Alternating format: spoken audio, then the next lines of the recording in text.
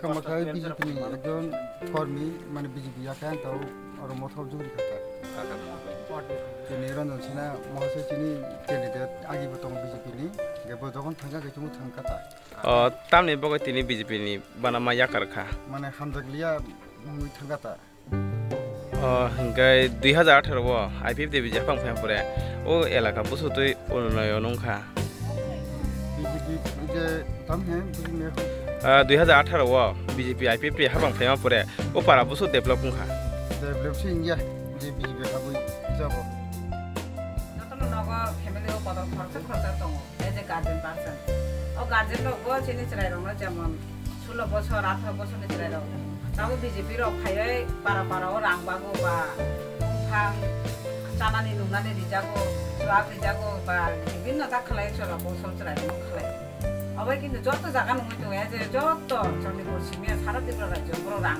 বই সিংলা রং নষ্ট খাইনা আবো গার্জেন র সংঘা নামাই tam gai surang tini salja suak ma numa bai kajak ma numa bai bai go thok dai rijak ma bai 5000 টাকা মান bai chini bobishot tham kare ingla jung bobishot tham kare nai thakai chini generation bobishot mane abo gobang ma koksi thanga jung chakri ni tege bunai di chini para ni thege bunai di hasala thangai jung desh bidesh nai nangya chini para se nai nai di nauka ham kai sa kurui kuchu man thai chini kurui school kurui college kurui edisi bising bo hai তাকে আবনো চিনি মান থাকে তুমনানি বাগৈ যখন বোবাগ্রা যত জাতি দফা হিয়া হয় যত জাতি ন মোহনয় থানজা খালাই চুং জবাব খাইনানি মানে ত্রিপুরাও সোলাই মুং তুমনানি আবনি বাগৈ চাইতো বই দङ এই চুং সাধারণ নাগরিক খরকসা ভোটার কাইসা চুং চিনি ভোট ন যদি কাহাম জাগাও নি বইমা থাকাই বোবাগ্রা নঙৈ চুং প্রয়োগ খালাই এখন গবলাই খালাই ত্রিপুরা মাথা তুমিমা থাকাই সাবনে হামকরাই চিনি না হামকরাই এও হামকরাই না নাহারই ন आंजो तो गार्जेन दंनो कोई मुनारगो विशेष खलाय जों ट्राइरनो नागो बुजक बायदि पाराओ बुजक बायदि ताम कै ट्राइरो फिसा जतो जागा न बंनो पाइनान को गया ट्राइ बयस विभिन्न भाबे बखा तंखमानि जागा थानाय न रां मांखाय रांनाय जादि बिजेपि नि बुरले तिब्रामा थाना न खाइनि बबाग्रा निजेसि मियाव साइदंगो हेगे बिजेपि नि खबर ताबो नायनाय दि मियाबो हेपि दासिने कैसा छिनि कुमार गाटनि बुरिसि बो आगे आंबो सिनले जाक कॉलेज टाइम में आप बना अंको सिमाला यो वैसा को तो थांपुर को साव बियांग नि सिस्टर के आप ते फाइ আজকে পার্টির যে দুরবস্থা ভারতীয় জনতা পার্টির দুরবস্থা আজকে এই 5 বছর শাসন করার পর এই নির্বাচনে আর ভারতীয় জনতা পার্টি সরকার ত্রিপুরাতে গঠন হচ্ছে না গঠন করতে পারবে কেননা পার্টি সরকারে আসার পর যাদেরকে আমরা মন্ত্রী বানিয়েছি তারা সবাই দুর্নীতিতে জড়িয়ে গেছে তারা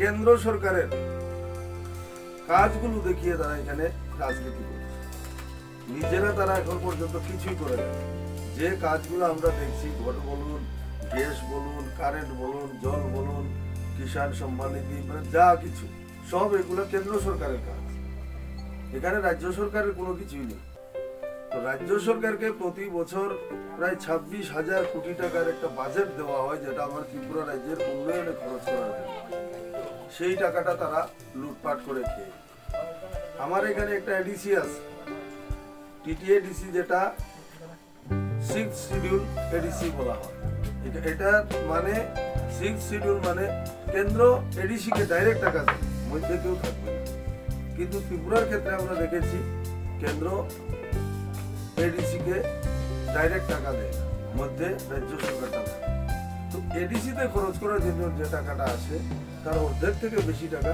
রাজ্য সরকার রাখে যার কারণে আমার এডিসি আজকে দেশ স্বাধীন হয়েছে 75 বছর এখনো কিন্তু আমার এডিসি এলাকা ডেভেলপমেন্ট হইতেছে আর কারণটা হচ্ছে যে টাকাগুলো যাইতেছে সেই টাকাগুলো এখানে 2 নম্বরই ভাবে অন্যের হাতে চলে যাচ্ছে কেন্দ্র সরকার সবথেকে বেশি টাকা খরচ করে এসটি এবং এসসি এদের উন্নয়ন অথচ আমরা ত্রিপুরা রাজ্য ছোট্ট একটা রাজ্য এখানে আজকে পর্যন্ত আমার জনজাতিদের উন্নয়ন হলো না আমাদের এসসিদের উন্নয়ন হলো না এবং ক্ষুদ্র ক্ষুদ্র যে জাতি গোষ্ঠীগুলো আছে যেমন আমাদের মণিপুরি সম্প্রদায় আছে, মাইনরিটি সম্প্রদায় আছে, এরপরে এই যে সপ্তকর, বালাকার, শুক্লবৈদ্য, এই রকমের কিছু ছোট জাতিগোষ্ঠী আছে যারা অ্যাকচুয়ালি তারাই এসসি। এই দাস টাস এগুলো এসসি না, বেশিরভাগ এসসি লিগে এরাই, মানে আসল এসসি যারা ত্রিপুরা মহারাজ বাইরের থেকে আনিয়ে বসতি স্থাপন করাইছিলেন ত্রিপুরাতে। তো এই মানুষগুলা কিন্তু বঞ্চিত। তো মহারাজের উদ্দেশ্য এই যে ক্ষুদ্র জাতিগোষ্ঠীগুলো আছে এদের উন্নয়ন। অনেকে বলে মহারাজ শুধু তিপ্রাসা করবে, শুধু তিপ্রাসা না, ওনার কথাই ছিল এই ত্রিপুরা যারা ভূমিপুত্র, যার জন্ম এখানে হয়েছে, সে মণিপুরী হইতে পারে, সে মালাকারও হইতে পারে, মাইনরিটি হইতে পারে, ও যারা এখানের ভূমিপুত্র এরা কিন্তু অবহেলিত, এরা শোষিত, এদের কথা কেউ চিন্তা করে না। যার কারণে এই মহারাজ একটা আমাদের মহারাজ পার্টি একটা তৈরি করবে। সেই পার্টির মাধ্যমে যেহেতু আজকালকের দিনে রাজনীতি ছাড়া কিছু করার উপায়, যার কারণে উনি এই তক্তামথা পার্টি গঠন করলেন এবং 5 মাসের মধ্যে উনি এডিসি দখল করেছেন। এখন ওনার উদ্দেশ্য বিধানসভা দখল করে এই যে মানুষগুলোর উন্নয়ন, এই মানুষগুলোর ডেভেলপমেন্ট করা, উন্নয়ন করা, সেই উদ্দেশ্য নিয়ে উনি রাজনীতি করছেন। তো এখানে সব থেকে বড় সমস্যা, একটা বিধানসভা নির্বাচন লড়া কয়েকশো কোটি টাকার কাজ, বিধানসভা এমনিতে হয় না। এই যে টাকাগুলা, এই টাকাগুলা কোথা থেকে আসছে? যখন একটা নির্বাচন হয় তো বিভিন্ন এজেন্সি টাকা ইনভেস্টমেন্ট করে, ও পার্টিগুলারে টাকা দেয়, কে লেগে দেয়? সরকার আসার পরে এখানে যে এইখানে ডেভেলপমেন্টের কাজগুলা তারা ওই এজেন্সিগুলা সেই কন্ট্রাক্টটা পাওয়ার জন্য তারা আগে টাকা খরচ করে। কিন্তু আমাদের মহারাজ এমন একজন ব্যক্তিত্ব, উনি এজেন্সির কাছ থেকেও টাকা নিতে চান না, কোনো বাইরে কোনো দালালির টাকা যাতে আমার পার্টিতে এসে না আনে। টাকা এমন একটা জিনিস মানুষের চরিত্র পরিবর্তন করে, মানুষের চরিত্র বদলায়। আজকে ভারতীয় জনতা পার্টি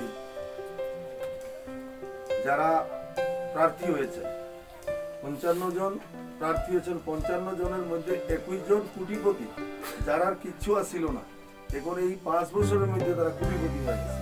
তারা হিসাব দিছে যে আমার কাছে এত কোটি টাকা আছে। তো এই দুর্নীতিবাজদের যদি আমরা না আটকাই, তাহলে আমার যে টাকাটা আমার জন্য খরচ হওয়ার লেগে সেই টাকাটা তাদের পকেটে যায়।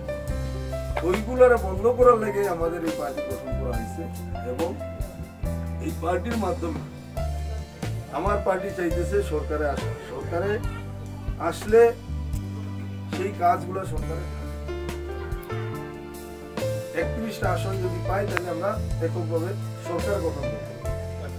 এককভাবে সরকার গঠন করলে আমাদের কাজগুলো করতে সুবিধা হয়। যদি আমরা 2 দলে মিলে সরকার করি, তাহলে ওই দলের একটা ডিমান্ড থাকবো, আমার দলের ডিমান্ড থাকবো, ঠিক যেভাবে আমরা একটা উন্নত ত্রিপুরা, এক সুন্দর ত্রিপুরা গঠন করতে চাইছি সেটা হবে। যার কারণে আপনাদের কাছে আবেদন, আমাদের ত্রিপুরামথা যে প্রার্থীগুলা দিয়েছে সেই প্রার্থীগুলোকে আমরা বিজয়ী করা। কিছু কষ্ট হইব, কেননা বাকি দলগুলোর কাছে প্রচুর টাকা, কিন্তু আপনার দলের কাছে সেই রকম টাকা পয়সা নাই। অন্য দলের কাছে পয়সার অভাব নেই, টাকার অভাব নেই। ভারতীয় জনতা পার্টি টাকা বিলি করা শুরু করে দিয়েছে। আমাদের মহারাজ বলেছেন, আপনারা শুনেছেন, টাকা লোন, টাকা খান, কিন্তু ভোট দিয়ে এনে কইছে টাকা দিতেছে, টাকা লোন, টাকা খান, এই যে তার নিজের টাকা না, নিজের টাকা কেউ বিলি করে না। এইগুলো টাকাগুলো সব 2 নম্বরই টাকা, বিভিন্ন সোর্সের থেকে দালালির মাধ্যমে টাকাগুলো আসছে। এই টাকাগুলো যদি কেউ দেয়, আপনারা টাকা নেন, খান, কিন্তু তাদেরকে ভোট দেন না। যদি আপনি টাকা খেয়ে ভোট দেন, সেই ব্যক্তি আপনারা খুঁজে পাবেন না, কেননা সে বলবে যে আমি তো টাকা দিয়ে ভোট দিচ্ছি, এমনিতে তুমি আমার ভোট দিচ্ছ না, তোমার আমি টাকা দিচ্ছি, এর লেগে ভোট দিচ্ছি, এর লেগে তার আমরা দর্শনও পাইতে না। এবং সব থেকে বড় কথা, আমরা ভারতীয় জনতা পার্টিতে থাকতে আমরা দাবি করেছি আমাদের চণ্ডীপুরের একজন লোককে প্রার্থী করার জন্য, কিন্তু তারা সেটা মানেন। আমার তো রাজনীতি করার ইচ্ছাও ছিল না, আমি রাজনীতি ছাড়ার জন্য প্রস্তুত ছিলাম।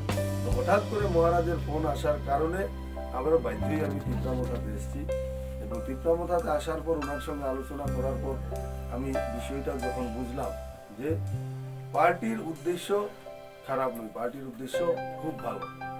যে পার্টি মানুষের উন্নয়ন, এখানে দিল্লি থেকে বড় বড় নেতারা আসেন, লেকচার দেন, আপনারা শুনেন। ত্রিপুরার কথা কেউ বলে না, কিন্তু আপনারা শুনবেন, লক্ষ্য করবেন, ত্রিপুরার কথা কেউ বলে না।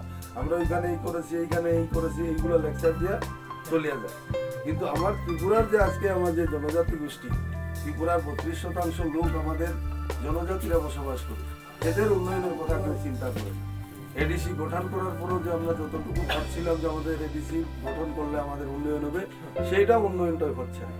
তো সঠিক হাতে যদি ক্ষমতা না যায়, উন্নয়ন আর হইত না।